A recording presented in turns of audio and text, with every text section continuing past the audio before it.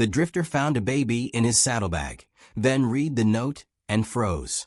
The sun had not yet broken over the ridge when Cole Brennan pulled his horse to a stop beside a shallow creek. The water ran slow and cold, winding through cracked earth like a scar that refused to heal.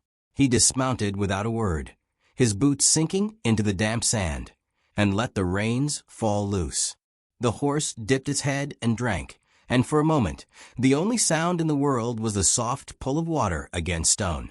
Cole had been riding for 3 days straight.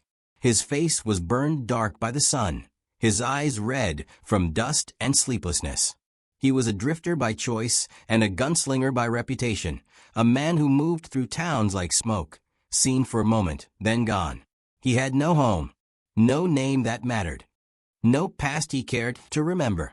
That was how he liked it. He knelt by the creek and splashed water across his face, feeling the cold bite into his skin. The desert stretched out behind him, endless and silent, and ahead lay more of the same. He had learned long ago not to look back. Looking back only brought ghosts. But when he stood and turned toward his horse, something caught his eye. The saddlebag on the left side was hanging open, just slightly, enough to notice. Cole frowned. He always kept his gear tied tight. Always. A loose strap could mean a lost canteen, a missing bullet, or worse. He walked over and pulled the flap wide, expecting to find his bedroll slipping or his ammunition scattered. Instead, he found a baby. For a long moment, he did not move. He only stared, his hand frozen on the leather strap, his breath caught somewhere between his chest and his throat. The child was wrapped in a faded shawl, the kind a poor woman might use to cover her head in church. The fabric was torn at the edges and stained with dirt. The baby's face was small and red, eyes closed, tiny fists curled against its chest. It did not cry. It did not move. It simply lay there, breathing softly, as if the world had not yet told it to be afraid. Cole's first thought was that he was dreaming. His second thought was that someone had made a terrible mistake. He reached down slowly, carefully, and lifted the bundle from the saddlebag. The weight of it startled him. It was so light, so fragile. He had held guns heavier than this. He had carried sacks of stolen gold that meant nothing. But this was different. This was life. The shawl shifted as he moved, and something fluttered free. A piece of paper, folded once and pinned to the cloth with a rusted needle. Cole caught it before it fell and held it up to the dim morning light. The handwriting was shaky. The ink was smudged in places, as if tears had fallen while the words were still wet. But the message was clear. His name is Cole Brennan. He rode through here 6 months ago. He never stayed. He never asked. But this is his child. I can't keep her. I can't feed her. I can't watch her die. Please, Cole. If you ever had a heart, prove it now. Her name is Grace. Cole read it twice, then a third time. His hands began to shake. He looked down at the baby in his arms. Grace. She stirred slightly, her little mouth opening and closing, searching for something she would not find. He did not recognize her. He did not know her. But the note knew him. His mind raced backward, sifting through towns and faces and nights he had tried to forget. 6 months ago. Where had he been 6 months ago? There had been a rancher's daughter in a town called Mineral Springs. A widow in Red Bluff who poured him whiskey and asked no questions. A girl who worked in a saloon near the border, quiet and sad, who had looked at him like he was more than what he was. He could not remember her name, but she had remembered his. Cole turned and looked out across the empty land.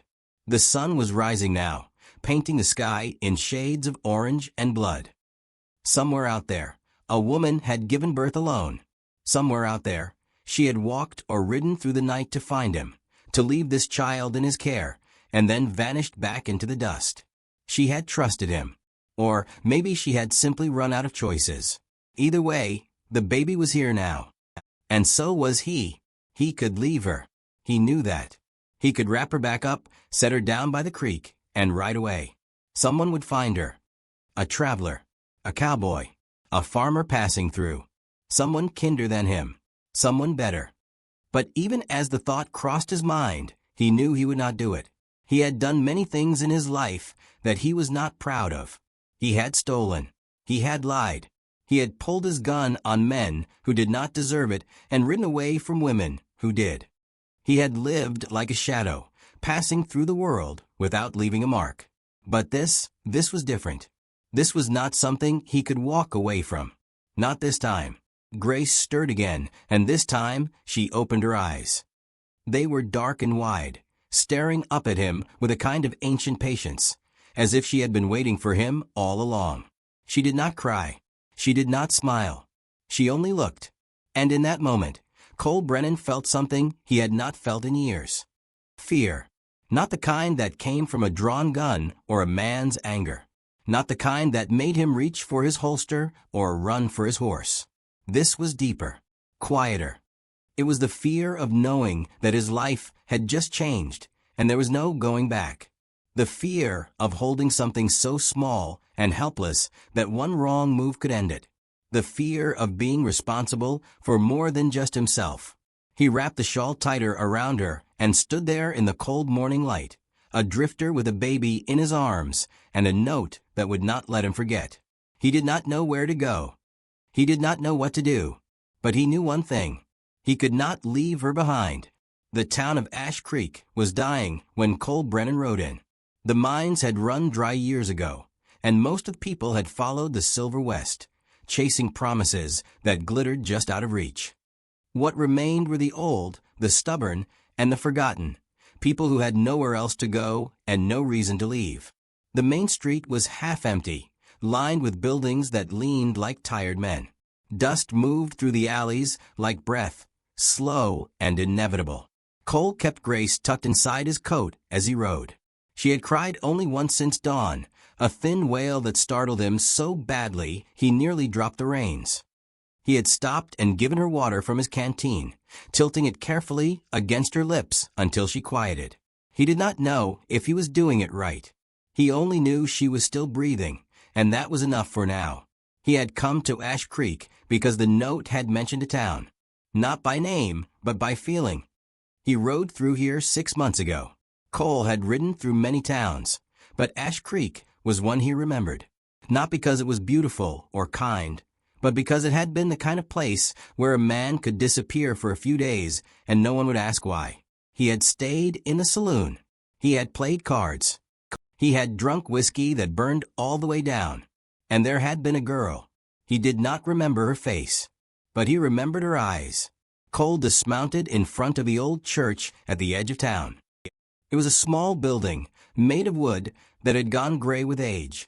Its cross tilted slightly to one side, as if even God had grown tired of holding it straight. He tied his horse to the post and adjusted Grace in his arms, making sure the shawl covered her face. He did not want questions. Not yet. The door creaked when he pushed it open. Inside, the air was cool and still, heavy with the smell of dust and candle wax. Rows of empty benches stretched toward the altar, and sunlight fell through a cracked window in long, golden bars. At the front of the church, an old priest knelt in prayer, his hands folded, his head bowed. He did not look up when Cole entered. Cole stood in the doorway for a moment, unsure. He was not a man of faith. He had not been inside a church since he was a boy, and even then it had been his mother who dragged him there, not his own will. But he needed answers, and the priest was the kind of man who knew the secrets of a town, the births and deaths, and sins that no one else would speak aloud. "Father," Cole said quietly. The priest lifted his head slowly, as if waking from a dream. He was older than Cole had expected, his face lined deep with years and sorrow. His eyes were pale, like water left too long in the sun. He rose to his feet with effort and turned to face the stranger in his church. "Can I help you, son?" the priest asked. His voice was soft, but there was steel beneath it, the kind that came from hearing confessions no man should have to carry. Cole hesitated. Then he pulled the shawl back just enough to reveal Grace's sleeping face. The priest's expression changed, not with surprise, but with something heavier. Recognition. Grief. "Where did you find her?" the priest asked. "In my saddlebag," Cole said. "With a note." The priest was silent for a long moment. Then he nodded slowly, as if he had been waiting for this. "Come," he said. "Sit." They sat together on the front bench, the baby between them like a question neither man wanted to answer. The priest stared at Grace, his hands folded in his lap, his face unreadable. When he finally spoke, his words came slow and careful, like a man walking across ice. "There was a girl," he said, 6 months ago, maybe 7. She came to me one evening, crying. She said she was with child. She said the father had left. She didn't know where he'd gone or if he'd ever come back." The priest paused, his jaw tight. "I tried to help her. I offered her shelter, food. But she was proud. Too proud. She said she'd wait. She said he might come back." Cole felt something twist in his chest. "What was her name?" "Emma," the priest said quietly. "Emma Carver." The name hit him like a fist. He remembered now. Not her face, but her voice. Quiet, gentle. She had poured him whiskey in the saloon and asked him where he was going. He had told her nowhere. She had smiled, sad and knowing, and said that was the loneliest place in the world. He had left the next morning without saying goodbye. "Where is she now?" Cole asked, though part of him already knew the answer. The priest shook his head. "Gone. She left town 2 months ago. No one knows where. Some say she went north looking for work. Others say she went to family, if she had any. But I think—" He trailed off, his voice breaking. "I think she knew she couldn't keep the child. I think she went looking for you." Cole looked down at Grace, sleeping peacefully in his arms. Her tiny fingers curled against the fabric of his shirt, holding on to nothing. He felt the weight of her, not just in his arms, but in his bones, in his blood. This was his child, his daughter. And her mother had carried her alone, given birth alone, and then walked into the desert alone to find him. And he had not even remembered her name. "She loved you," the priest said softly. "I don't know why, but she did." Cole said nothing. There was nothing to say. He left the church without another word, Grace still tucked against his chest. The sun was high now, burning down on the empty street. He walked slowly toward the saloon, the only other place in town where someone might remember Emma Carver. The swinging doors were open, and inside a woman stood behind the bar, wiping down glasses that would never be clean. She looked up when he entered. She was older than Emma would have been, her face hard and tired, her hair pulled back in a severe bun. But her eyes softened when she saw the baby. "You're him," she said. It was not a question. "I am," Cole said. The woman set down her glass and came around the bar. She stood in front of him, studying his face like she was looking for something worth saving. "She waited for you," the woman said. "Every day. She sat by that window and watched the road. She thought you'd come back." "I didn't know," Cole said, and the words felt like ash in his mouth. "No," the woman said. "Men like you never do." She reached out and touched Grace's cheek just once, with the tip of her finger. Then she stepped back. "She named the baby before she left. Did you know that?" Cole nodded. "Grace." "That's right," the woman said. "Grace. Because she said every child deserves it, even if the world doesn't give it." She paused, her eyes hard. "Especially if the father doesn't." Cole felt the words cut into him, clean and deep. He deserved them. He knew that. But knowing did not make them easier to carry. Grace stirred in his arms and began to cry, a soft, helpless sound that filled the empty saloon like a prayer. Cole held her close, rocking her gently, and for the first time in years, he felt the weight of something more than a gun. He realized then that he could not run from what he had done, but facing it might cost him everything. Cole rode for 2 days before he stopped running. The land stretched out before him in waves of red stone and sand, endless and empty, broken only by the skeletal shapes of Joshua trees that reached toward the sky, like prayers no one had answered. The sun burned overhead during the day, merciless and white, and at night the cold came down like a fist. But Cole kept riding, Grace tucked against his chest, her small body rising and falling with each breath she took. He did not know where he was going. He only knew he could not go back. On the 3rd evening, As the sun began to sink behind the jagged line of cliffs to the west, Cole finally stopped. His horse was tired. Grace was crying, and he was so exhausted he could barely hold the reins. He found a place where the cliffs curved inward, forming a shallow alcove that would block the wind, and he dismounted slowly, his legs stiff and aching. He unsaddled the horse and let it graze on the sparse grass that grew between the rocks. Then he spread his bedroll on the ground and sat down, cradling Grace in his lap. She had been fussing for the last hour, her face red and scrunched, her tiny fists waving in the air. He did not know what she needed. He did not know how to help her. But he had to try. He had bought milk from a ranch 2 days before, along with a glass bottle and a cloth to strain it. The rancher's wife had looked at him with suspicion when he asked, her eyes moving from his face to the bundle in his arms. She had not asked questions, but her silence had spoken loud enough. A man like him, alone with a baby, was not the kind of story that ended well.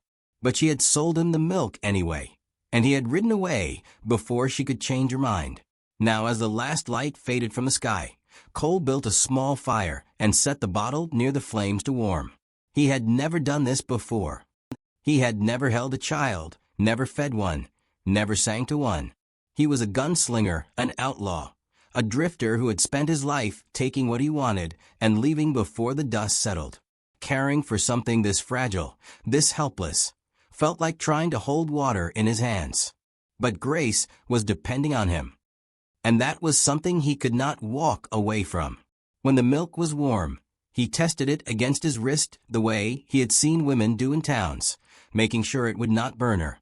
Then he lifted her carefully and brought the bottle to her lips.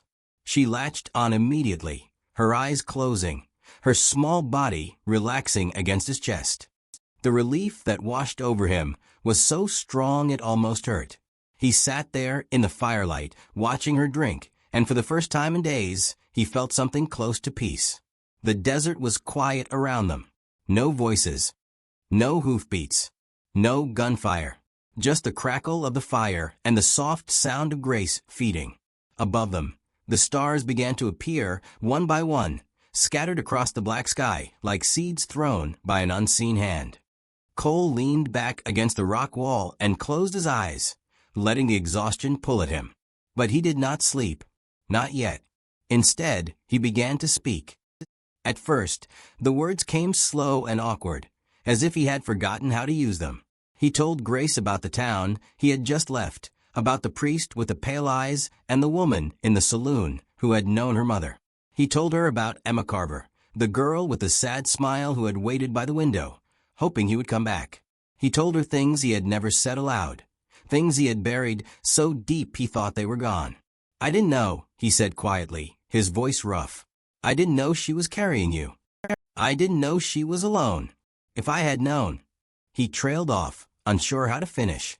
Would it have mattered? Would he have stayed? He wanted to believe he would have. But the truth was he did not know. And that was the part that hurt the most. Grace finished the bottle and made a soft sound, almost like a sigh. Cole set the bottle aside and shifted her in his arms, holding her against his shoulder the way he had seen mothers do. He patted her back gently, awkwardly, until she burped, and he could not help but smile. "You're going to be just fine," he murmured. "I don't know much, but I know that." Over the next few days, a rhythm began to form. Cole would wake at dawn, build a fire, and heat the milk while Grace slept in the sling he had fashioned from his spare shirt. He would feed her, change her using strips of cloth he washed in whatever water he could find, and then ride until the sun grew too hot or she grew too fussy. In the evenings, he would make camp, and in the quiet hours before sleep, he would talk to her. He told her about the towns he had left burning, not with fire, but with broken promises and unpaid debts. He told her about the men he had shot, some who deserved it and some who probably did not. He told her about his own mother, a woman with kind hands and a tired face, who had died when he was 12 and left him to fend for himself in a world that did not care. He told her about the man he used to be, the one who moved through life like a ghost, never staying, never caring, never looking back. And slowly, As he spoke, he began to see that man for what he was. Lonely, afraid, lost. But Grace did not judge him. She only listened, her dark eyes watching him in the firelight, her small fingers curling around his thumb. And in her silence, he found something he had not felt in years: forgiveness. One night, as the fire burned low and the stars wheeled overhead, Cole found himself humming a tune he had not thought of in decades. It was a song his mother used to sing when she rocked him to sleep, back when the world was still small and safe. He did not remember all the words, but the melody came back to him, soft and slow, and he sang it to Grace in a voice that cracked with disuse. "Hush now, child, the night is long. The morning comes with light and song. Sleep now, safe, the world can wait. Love will guide you through the gate." Grace's eyes fluttered closed, and her breathing deepened. Cole watched her sleep, this tiny life that had been left in his care, and he felt something shift inside him. Not all at once, not like a bolt of lightning, but like the slow turn of the earth, inevitable and true. He was no longer just a drifter. He was a father, and that meant something. But the desert was not a forgiving place, and Cole knew that love alone would not be enough to keep Grace safe. She needed more than a campfire and a bottle of milk. She needed a home. She needed people who could care for her the way she deserved. And he knew, deep in his bones, that he was not enough. Redemption, he was learning, did not come from running away. It came from facing what you had done and making it right, even if it cost you everything. The next morning, as the sun rose over the red cliffs, Cole packed his belongings and saddled his horse. He held Grace close, whispering promises he hoped he could keep, and then he turned west, toward the only place he knew might offer her a future. But the road ahead was not empty, and the past he was about to learn had a way of catching up. The convent sat on the edge of the world, or at least that was how it looked to Cole Brennan as he crested the final ridge. It was a low stone building with whitewashed walls and a wooden cross rising from the roof, stark against the pale morning sky. Around it, the land was flat and barren, broken only by patches of dry grass and the occasional twisted tree. There was no town nearby, no ranch, no reason for anyone to be there unless they were seeking refuge or running from something they could not outrun. Cole was both. Grace was asleep against his chest, wrapped in the shawl that had once belonged to her mother. Her breathing was soft and steady, a rhythm he had come to depend on over the past week. She had grown heavier in his arms, stronger, and he liked to think it was because of him. Because he had fed her, held her, kept her alive. But deep down he knew the truth. She had survived despite him, not because of him. And that was why he had to let her go. He had heard about the convent from a traveling preacher he had met 3 days before, a man with a Bible in one hand and a walking stick in the other. The preacher had looked at Grace and smiled, his face kind and weathered, and told Cole about the sisters who lived on the edge of the territory. They took in orphans, he said, children who had no one, children who had been left behind. They asked no questions. They judged no one. They simply loved. It was exactly what Grace needed, and exactly what Cole could never give her. The ride had taken longer than he expected. The desert was unforgiving, and the heat pressed down on them like a hand. Cole had rationed the milk carefully, stopping only when he had to, pushing himself and his horse harder than he should have. But he had made it. The convent was there, rising out of the dust like a promise. But he was not alone. He had felt it for the last 2 days. The weight of eyes on his back, the faint sound of hoofbeats in the distance, always just out of sight. Someone was following him, someone who knew him. And Cole had a good idea who it was. Jack Devlin and his brothers. Cole had crossed them a year ago in a card game that had gone bad. There had been accusations of cheating, a fight, and a gunshot that left one of the brothers with a limp and a grudge. Cole had ridden out of town that night and never looked back. But the Devlins were the kind of men who did not forget. They were outlaws, cattle rustlers, men who lived by violence and died by it. And now they had found him. Cole glanced back over his shoulder, scanning the horizon. Nothing. But he knew they were there, waiting. watching. He urged his horse forward, down the slope toward the convent. Grace stirred and made a soft sound, and he placed his hand gently on her back, steadying her. "Almost there," he whispered. "Almost." The convent had a small courtyard surrounded by a low wall, and as Cole approached, he saw a woman in a gray habit standing near the gate.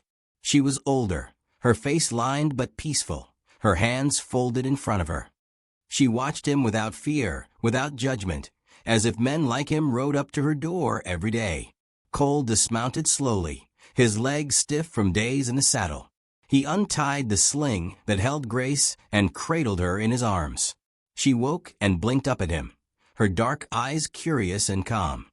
He looked down at her, and for a moment he could not move, could not breathe, could not do what he knew he had to do. "Good morning," the sister said quietly. Her voice was soft, like water over stone. "Can I help you?" Cole swallowed hard. "I have a child," he said. "She needs a home." The sister's gaze moved to Grace, and her expression softened. "What is her name?" "Grace," Cole said. "Her name is Grace." The sister nodded slowly, as if the name carried weight. "And her mother?" "Gone," Cole said. His voice was rough, barely more than a whisper. "Dead, maybe. I don't know." The sister was silent for a moment, studying him. Then she said, "And her father?" Cole looked down at Grace, at her tiny hands curled against his chest, at her face so small and perfect it hurt to see. "Standing right here," he said. The sister's eyes widened slightly, but she did not speak. She only waited, patient and still, as if she had all the time in the world. "I can't keep her," Cole said, and the words felt like stones in his mouth. I'm not the kind of man who can give her what she needs. A home, safety, a life." He paused, his throat tight. "But you can." The sister stepped closer, her hands still folded, her face kind. "Are you sure?" she asked. "This is not a decision to make lightly."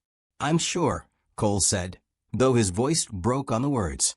The sister reached out and touched Grace's cheek just once, with the tip of her finger. Then she looked up at Cole, and there was something in her eyes that was not pity, but understanding. "We will care for her," she said. "She will be loved." Cole nodded, unable to speak. He started to hand Grace over, but before he could, he heard it. The sound of hoofbeats, fast and hard, coming from the ridge. He turned, his hand instinctively moving to the gun at his hip. 3 riders appeared on the horizon, dark shapes against the pale sky. The Devlins. They rode down the slope toward the convent, their horses kicking up clouds of dust, their faces set and grim. Cole's heart pounded. He looked at the sister, at Grace in his arms, and then back at the approaching riders. He could fight. He could draw his gun and face them the way he always had. But if he did, Grace would be caught in the middle, and he would not let that happen. He made his choice. Cole turned back to the sister and placed Grace gently in her arms. "Take her inside," he said, his voice steady now. "Lock the doors. Don't come out." The sister hesitated, her eyes wide. "What are you going to do?" "Why, I should have done a long time ago," Cole said. He walked out into the courtyard, past the gate, and stood in the open dust. The Devlins reined in their horses a few yards away, forming a line. Jack Devlin sat in the middle, a tall man with a scarred face and cold eyes. He looked at Cole and smiled, but it was not a kind smile. "Well, well," Jack said, "if it ain't Cole Brennan. Been looking for you." Cole said nothing. He stood there, his hands at his sides, his body loose and ready. But he did not reach for his gun. Jack's smile faded. "You gonna draw, Brennan? Or are you gonna stand there like a coward?" Cole took a slow breath. Then he reached down, pulled the gun from his holster, and tossed it into the dust at his feet. The Devlins stared at him, confused. Jack's hand hovered over his own gun, his jaw tight. "What the hell are you doing?" "I'm done," Cole said. "I'm done running. I'm done fighting. You want to kill me, go ahead. But there's a baby in that convent, and she doesn't deserve to see this. So if you're going to do it, make it quick." Jack looked at him for a long moment, his face twisted with anger and something else. Disappointment, maybe. Or confusion. Then he glanced at his brothers, and they looked back at him, unsure. "This ain't right," one of the brothers muttered. "He ain't even fighting back." Jack's hand moved away from his gun. He spat into the dust and shook his head. "You're a fool, Brennan," he said. "A damn fool." He turned his horse and rode away, his brothers following. They disappeared over the ridge without another word. Cole stood there for a long time, alone in the dust, the sun burning down on his shoulders. Then he turned and walked back to the convent. The sister was standing in the doorway, Grace still in her arms, her face pale but steady. "Is it over?" she asked. "It's over," Cole said. He stepped closer and looked down at Grace one last time. She was awake now, her eyes watching him, and he wondered if she would remember this moment. Probably not. But he would, for the rest of his life. "Her name's Grace," he said quietly. "Her mother wanted her to have it. Because she said every child deserves grace, even if the world doesn't give it." The sister nodded. "We will remember." Cole reached out and touched Grace's hand, just once. Her tiny fingers curled around his, holding on for just a moment. Then he let go. He turned and walked back to his horse, mounted slowly, and rode away. He did not look back. He could not. But as he rode into the fading light, he carried something he had never carried before. The knowledge that he had finally done something right.